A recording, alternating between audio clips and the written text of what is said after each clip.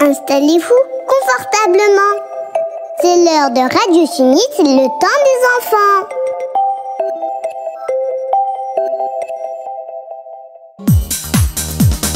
هذا وقت للأطفال فيه المتعة للأجيال سيكلمكم يا خلان من بعد صفية عثمان وهما اثنان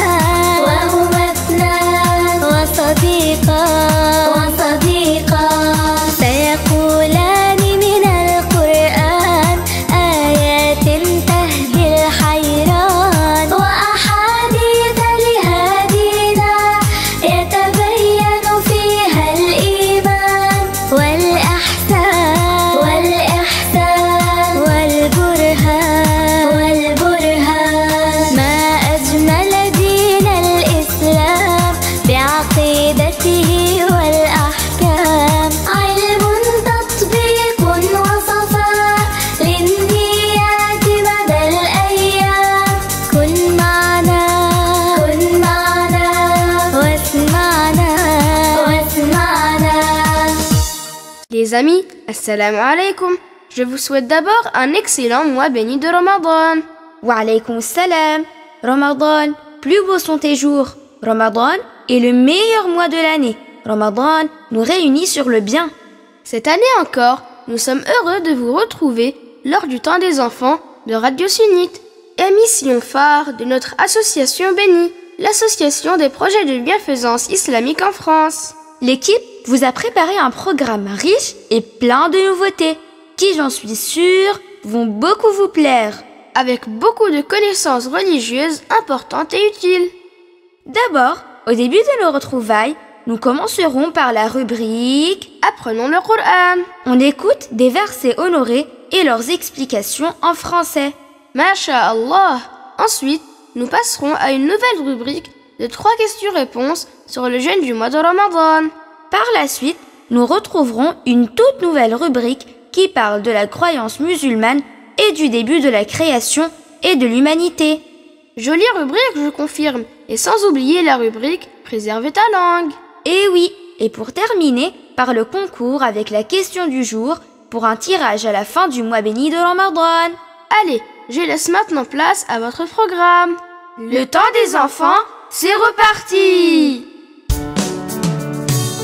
Petits musulmans, polis et aimants, apprenez la science au temps des enfants. Petits musulmans, polis et aimants, apprenez la science au temps des enfants. Allez les amis, concentrez-vous. Voici venu le temps de l'écoute de certains versets du Coran honoré et de leurs explications. Écoutons et apprenons ensemble le Coran avec une bonne intention. نقرأ قرآن الرحمن نقرأه كل الأحيان نقرأ قرآن الرحمن نقرأه كل الأحيان ونردده في الصلوات كي نشعر بالاطمئنان نقرأ قرآن الرحمن فيه عشرات السور كالفاتحة وكالقمر وكالحجرات وكالزمر والإخلاص والإنسان نقرأ قرآن الرحمن نقرأه كل الأحيان نقرأه كل الأحيان. Le Coran honoré est le livre que Allah a révélé au prophète Muhammad sallallahu alayhi wa sallam. Nous aimons tout le Coran honoré et nous croyons qu'il a été révélé par Allah à son prophète. Il y a des versets qui ont été révélés à la Mecque honorée. Et il y a des versets qui ont été révélés à Médine l'illuminé après l'émigration du prophète vers Médine l'illuminé. Le Coran honoré est composé de 30 parties, dites juz en arabe. En termes de nombre de pages, les tailles de chaque juz sont proches. Par exemple, aujourd'hui, dans les livres imprimés et répandus du Coran honoré au format de nos jours, chaque juz fait une vingtaine de pages. Par ailleurs, le Coran honoré comporte 114 surahs. 114 surahs répartis en 30 juz. Le dernier étant Juz'u Amma. Il contient 23 pages. Il contient plusieurs sourates que vous connaissez par cœur, comme sourate Al-Ikhlas, sourate Al-Falaq et sourate An-Nas. Au début du Mus'haf, du livre honoré, nous trouvons sourate Al-Fatiha, puis sourate Al-Baqarah. Sourate Al-Baqarah fait plus de 2 juz à elle seule. Sourate Al-Fatiha est beaucoup plus courte. C'est la sourate que le musulman récite dans chaque raka'ah de sa prière. La taille de chaque sourate n'est donc pas nécessairement identique. Chaque sourate est composée de plusieurs versets. On dit plusieurs ayah en arabe. Bismillahirrahmanirrahim est un verset. On l'appelle Al-Basmalah. Cette parole honorée, Bismillahirrahmanirrahim. Alhamdulillahi Rabbil Alamin est également un verset. Oui, le verset Bismillahirrahmanirrahim fait partie de chaque sourate du Coran honoré à l'exception d'une seule. Laquelle? Sourate At-Tawbah. Sourate At-Tawbah ne commence pas par Bismillahirrahmanirrahim. Le verset Bismillahirrahmanirrahim signifie « Je commence en citant le nom de Allah, Ar-Rahman, Ar-Rahim ». Allah est le nom de notre Seigneur, le Créateur de toutes choses. Ar-Rahman et Ar-Rahim sont 2 noms honorés de Allah. Ar-Rahman signifie celui qui accorde beaucoup de miséricorde aux croyants et aux non-croyants dans le bas monde, mais uniquement aux croyants dans l'au-delà. Ar-Rahim signifie celui qui accorde beaucoup de miséricorde aux croyants. Et avant de commencer les récitations du Coran honoré, il est recommandé de dire Al-Isti'adha. Al-Isti'adha, c'est dire A'udhu billahi minash shaytanir rajim. A'udhu billahi minash shaytanir rajim, qui signifie je demande à Allah la préservation contre le diable, le shaytan, humilié et éloigné du bien. Que Allah nous protège du mal et qu'il nous accorde sa miséricorde.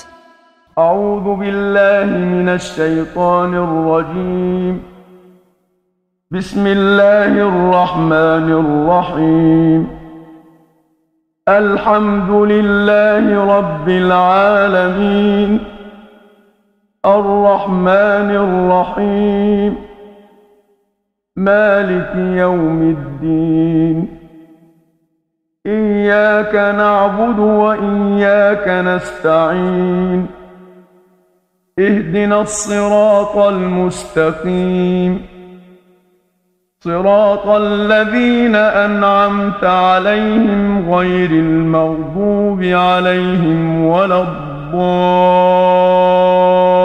الضالين آمين.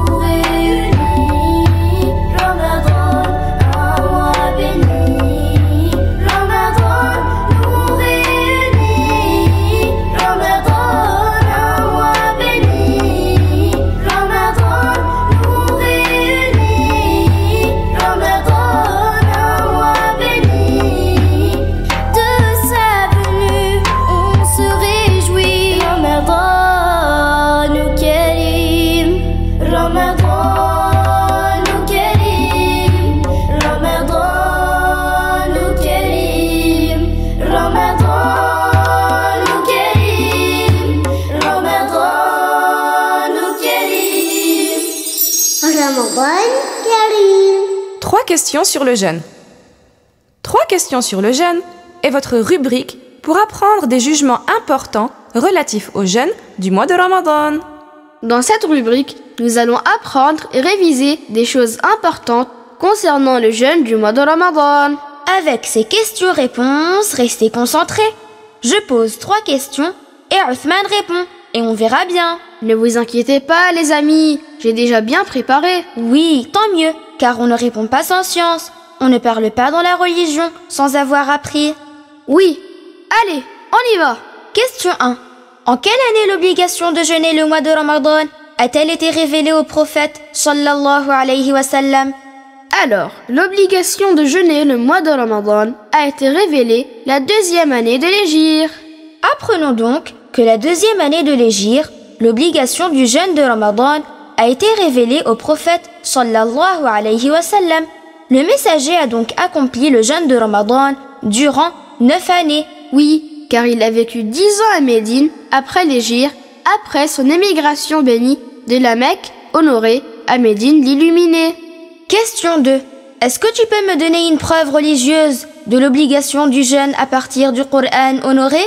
Oui, Dieu dit dans le Coran honoré, dans Souratul Baqarah, Ya ayyuhalladhina amanu kutiba alaykumus siyamu kama kutiba ala alladhina min qablikum la'allakum tattaqun. Ce qui signifie, ô vous qui êtes croyants, le jeûne vous a été prescrit, tout comme il a été prescrit à ceux qui vous ont précédés. Puissiez-vous faire preuve de piété? Bonne réponse. Ô vous qui êtes croyants, le jeûne vous a été prescrit, c'est-à-dire qu'il vous a été rendu obligatoire. Tu sais, à la base, as-siyam dans la langue arabe, qu'on traduit par le jeûne, c'est l'abstinence. Le verbe sawama signifie s'abstenir. Belle transition. Du coup, question 3. Quelle est la signification du mot siyam selon la terminologie des savants de l'islam? Du point de vue de la loi de l'islam, le jeûne, as-siyam, est le fait de s'abstenir des choses qui rompent le jeûne. Explique un peu, comme quoi? Laisse-moi finir. Le jeûne, as-siyam, est le fait de s'abstenir des choses qui rompent le jeûne, comme manger ou boire. De quand à quand? On s'abstient des choses qui rompent le jeûne, comme manger ou boire, depuis l'aube jusqu'au coucher du soleil, avec une intention mise la veille dans le cœur. L'intention de jeûner a lieu dans le cœur. On la met dans le cœur durant la nuit qui précède le jeûne, c'est-à-dire avant l'aube, et ce, pour chaque jour de Ramadan.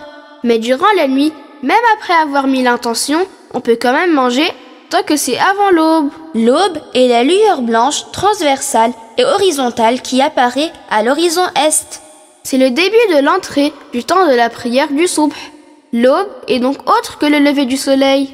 Tout à fait. Que Dieu agrée vos actes d'adoration. Amin.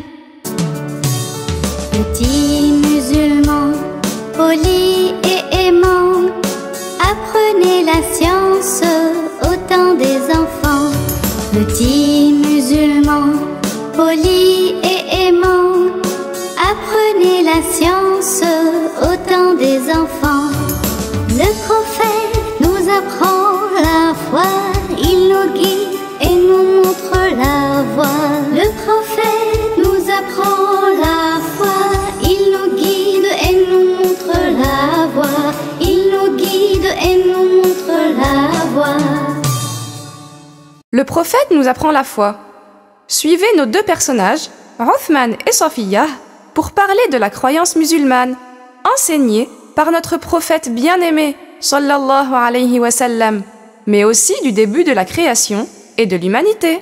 Bienvenue à nos chers auditeurs dans notre rubrique qui parle de quel sujet? Safiya, tu le sais, le début de la création et de l'humanité. Mais avant de rentrer dans notre sujet lui-même, Uthman, commençons par un rappel important. Un rappel autour de la croyance musulmane. Oui, nous, les musulmans, nous adorons Dieu, Allah, l'unique qui n'a pas d'associé. Il est le seul qui mérite l'adoration dans le sens arabe du terme al-ibadah, l'extrême limite de la crainte et de la soumission. Nous nous soumettons à l'extrême uniquement à Dieu, à Allah. Oui, quand nous disons « nous adorons Dieu », c'est dans ce sens-là, l'extrême limite de la crainte et de la soumission. Ce n'est pas la simple peur d'une personne. Non, ce n'est pas comme quand je dis « j'aime mon père » ou « j'aime ma mère ». Ce n'est pas comme quand je dis « j'obéis à mes parents ». Tu as raison. L'adoration propre à Dieu, al-ibadah en arabe, c'est l'extrême limite de la crainte et de la soumission. Nous adorons Dieu uniquement. C'est le sens de la ilaha illallah. Oui, il n'est de Dieu que Dieu. Il n'est de Dieu que Allah, le Seigneur des mondes. Allah est unique. Il n'y a pas d'autre Dieu que lui. Allah existe sans début. Moi, j'ai un début. Toi, tu as un début. Et tu as une date de naissance. Alors que Allah existe sans début, il n'est pas comme nous. Et il existe sans fin, les créatures. Moi, toi, les humains, nous avons tous une fin. Dieu n'est pas comme nous, son existence est éternelle, sans fin, il ne s'anéantit pas. Dieu n'est pas comme nous, c'est-à-dire il ne nous ressemble pas, rien n'est tel que lui. Il ne ressemble ni aux garçons, ni aux filles. Il ne ressemble ni au père, ni aux mères. Et Allah n'a pas de femme. Oui, Allah n'a pas de fils, ni de fille non plus. Allah n'a pas de père, ni de mère. Allah n'a pas de frère, ni de sœur. Il n'a pas de ressemblance avec nous. Il n'est pas un être humain et il ne ressemble pas aux êtres humains. Toi, tu as 2 mains, un visage, 2 yeux, 2 oreilles, 2 jambes, un nez, ses organes, ses membres, tu vois? Dieu est exempt de tout cela. C'est-à-dire que ces choses-là, le visage, la main, les yeux, les oreilles, les jambes et toutes les caractéristiques des humains ne sont pas dignes de Dieu. Les caractéristiques des humains sont impossibles au sujet de Dieu. Nous sommes des corps et Dieu n'est pas un corps. Dieu n'est pas un corps et ne ressemble pas au corps.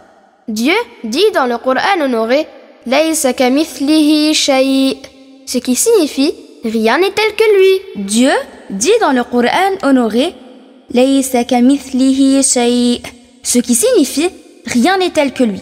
Ce verset honoré est le 11e verset de Surat Ash-Shura. Allah n'a aucune ressemblance avec les créatures. Moi, je suis une créature. Toi, tu es une créature. Cet endroit où nous sommes est une créature. Cette terre et ce ciel sont des créatures. Tout ce que nous voyons ici fait partie des créatures. Allah Ta'ala crée les créatures. Il crée toutes choses. L'expression « il crée toutes choses » signifie qu'il fait exister toutes les choses qui existent après qu'elles n'existaient pas. C'est Dieu qui les fait entrer en existence. Il est le seul créateur dans ce sens-là. Oui, c'est Allah qui fait exister toutes les créatures. Dieu n'a pas de début. Et nous tous, nous avons un début. Et c'est Dieu qui nous a créés. Écoutons ce hadith honoré du prophète sallallahu alayhi wa sallam. Le prophète sallallahu alayhi wa sallam a dit « Kana Allah wa lam yakun shay'un ghayruh » ce qui signifie « Allah existe de toute éternité alors que rien d'autre que lui n'est de toute éternité » rapporté par Al-Bukhari. Je répète, le prophète sallallahu alayhi wa sallam a dit « Kana Allah wa lam yakun shay'un ghayruh » ce qui signifie « Allah existe de toute éternité alors que rien d'autre que lui n'est de toute éternité » rapporté par Al-Bukhari. Allez, répétons ensemble.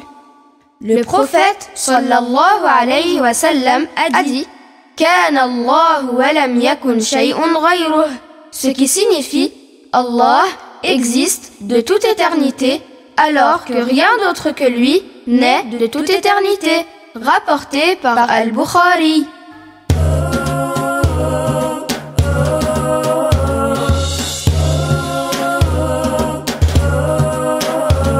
Le prophète nous apprend la foi, il nous guide, nous montre la voie. Le prophète nous apprend la foi, il nous guide, nous montre la voie. Tous ensemble comme il se doit, répétons à haute voix. Tous ensemble comme il se doit, répétons à haute voix. Dieu est unique, il existe sans envoi. Mohammed est un modèle pour toi, pour moi. Dieu est unique, il existe sans envoi. Mohammed est un modèle pour toi, pour moi. Petits musulmans, polis et aimants, apprenez la science au temps des enfants. Petits musulmans, polis et aimants, apprenez la science au temps des enfants. Au comportement d'excellence, Taha a appelé. Par ses gestes et ses paroles, il nous a éduqués. Au comportement d'excellence, Taha a appelé. Par ses gestes et ses paroles, il nous a éduqués. Préserve ta langue. Préserve ta langue est une rubrique qui nous rappelle l'importance de réfléchir avant de parler. elle est tirée de l'enseignement de notre prophète bien-aimé, sallallahu alayhi wa sallam, lui qui nous apprend l'excellent comportement. Othman, souhaitons la bienvenue à nos chers auditeurs dans la rubrique « Préserve ta langue ». Commençons cette rubrique par évoquer le nom de cet homme, le meilleur des hommes, qui nous a enseigné le bon comportement, notre prophète Muhammad, sallallahu alayhi wa sallam. Nous aimons tellement le prophète, il est notre guide et notre modèle. Il est une miséricorde offerte au monde. Les compagnons ont eu l'honneur de le rencontrer, de le voir, de lui parler et d'apprendre de sa part. Quel grand honneur, effectivement! Il a illuminé leur vie et son enseignement continue à rayonner et à profiter aux croyants. Le prophète enseignait par ses paroles, ses hadiths honorés et par son comportement et sa manière d'être. D'ailleurs, dans le Coran honoré, Dieu fait l'éloge du prophète Muhammad sallallahu alayhi wa sallam dans le verset qui dit « Wa innaka la'ala khuluqin 'azim » et qui signifie « Tu as certes un comportement éminent ». Sophia, tu sais, lorsque Notre-Dame Aïcha, l'épouse du prophète, a été interrogée à propos du comportement de notre prophète bien-aimé, elle a dit « Kana khuluqahu al-Qur'an » c'est-à-dire que chaque comportement d'excellence recommandé dans le Coran faisait partie du comportement du prophète Muhammad sallallahu alayhi wa sallam. Le Coran, la religion de l'islam, incite à avoir le bon comportement et à agir en bien. À titre d'exemple, le musulman accompli ne fait pas de mal volontairement injustement aux autres et se comporte bien envers eux. C'est-à-dire, il ne faut pas frapper ta petite sœur, il ne faut pas se moquer de ton cousin, et j'en passe. Oui, tu as raison. Et même si quelqu'un agit mal, il convient de patienter et de ne pas répliquer par du mal. En effet, le musulman accompli, le musulman vertueux, agit en bien avec celui qui lui a fait du tort. Le musulman accompli se montre patient face à la nuisance de la part d'autrui.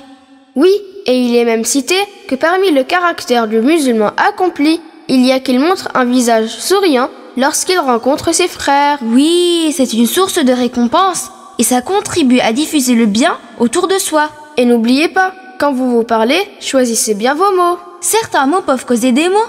Quoi, Sophia? Certains mots peuvent causer des mots? Tu n'as pas compris, Othman?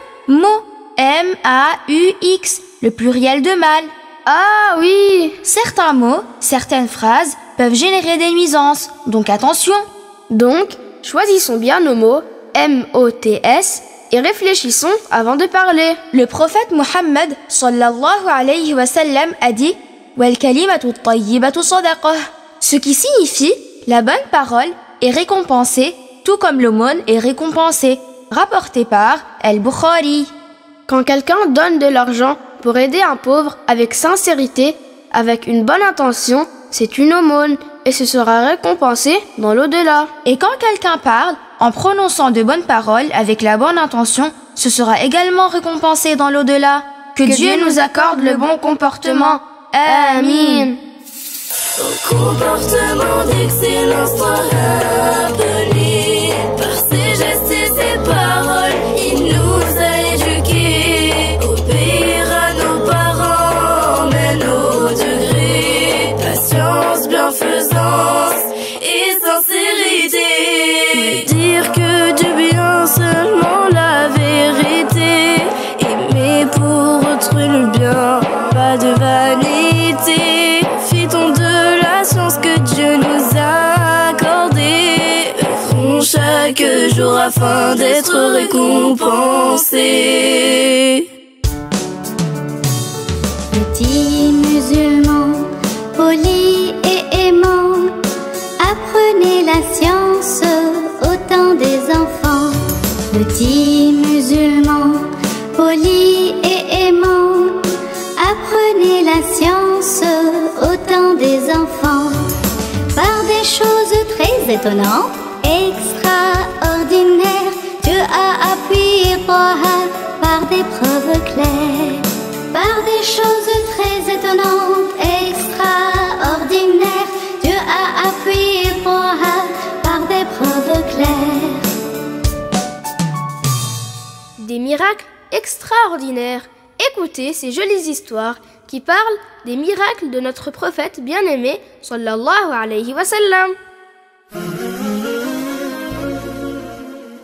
Les nombreux miracles du prophète Mohammed. Bismillahi walhamdulillah, wassalatu wassalamu ala rasulillah. Dieu dit dans le Coran honoré, dans sourate Al-Fath, هو الذي أرسل رسوله بالهدى ودين الحق ليظهره على الدين كله وكفى بالله شهيدا. Ce qui signifie, c'est lui qui a envoyé son messager avec la bonne guidée et la religion de vérité. Dieu, Tabaraka wa Ta'ala, a envoyé le dernier des prophètes, notre maître Mohammed, sallallahu alayhi wa sallam. Il a accompli sa mission, il a transmis le message, il a annoncé la bonne nouvelle et il a averti d'un châtiment. Il a subi de graves nuisances, mais il a patienté, il a enseigné et il a ordonné, dans la chaleur ou dans le froid, l'été comme l'hiver, de jour comme de nuit, sans se lasser, sans se décourager, jusqu'à ce que se soumettent à lui, sallallahu alayhi wa sallam, des âmes qui étaient rudes et qui se sont adoucies par ses exhortations, des cœurs qui étaient des pierres endurcies et se sont mis à resplendir grâce à la lumière de sa guidée, des cœurs qui étaient noyés dans les ténèbres. Dieu, Tabaraka wa Ta'ala, l'a soutenu par des miracles éclatants pour qu'il soit une preuve de sa véracité, sallallahu alayhi wa sallam. Les miracles qui se sont produits pour le messager de Dieu, Mohammed, sallallahu alayhi wa sallam, durant sa vie, furent très nombreux. Il a été dit que leur nombre allait de 1000 à 3000 miracles. Parmi ces miracles, on peut citer la séparation de la lune en deux, l'eau qui a surgi d'entre les doigts du prophète, le rétablissement de l'œil dans son orbite d'un compagnon du prophète, sallallahu alayhi wa sallam, après qu'il ait été arraché, la nourriture qui a fait le tasbih, qui a évoqué Dieu dans la main du prophète, le voyage nocturne et l'ascension, le loup qui a parlé par la volonté de Dieu, l'oiseau qui s'est plaint à lui, le chameau qui s'est plaint à lui, l'arbre qui s'est déplacé jusqu'à lui pour témoigner en sa faveur. Et le plus remarquable des miracles, le Coran honoré. Le Coran honoré est le plus grand des miracles du prophète, sallallahu alayhi wa sallam. Il prouve sa véracité. Si les humains et les djinns s'unissaient pour apporter un livre semblable, ils ne le pourraient pas. Dans chaque émission, nous allons parler, en résumé, pour les mémoriser, de ces miracles éminents. Que Dieu nous accorde d'apprendre le Coran honoré et de rester attachés à la religion de l'islam, la religion de tous les prophètes. Amin. Wallahu a'lam.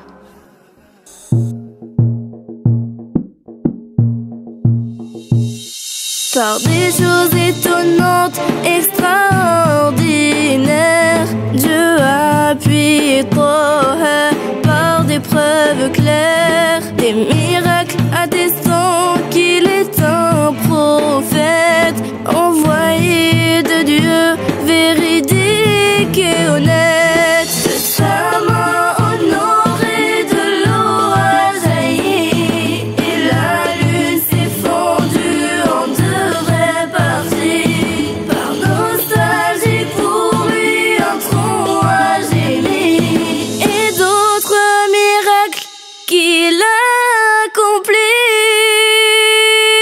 Chers amis, votre émission touche à sa fin. Comme vous l'avez compris, à chaque fois, mes amis, nous allons vous poser une question et un concours sera organisé à la fin du mois béni. Et oui, à la fin de chaque émission, on vous pose une question et la réponse se trouve déjà dans ce que nous avons entendu le même jour.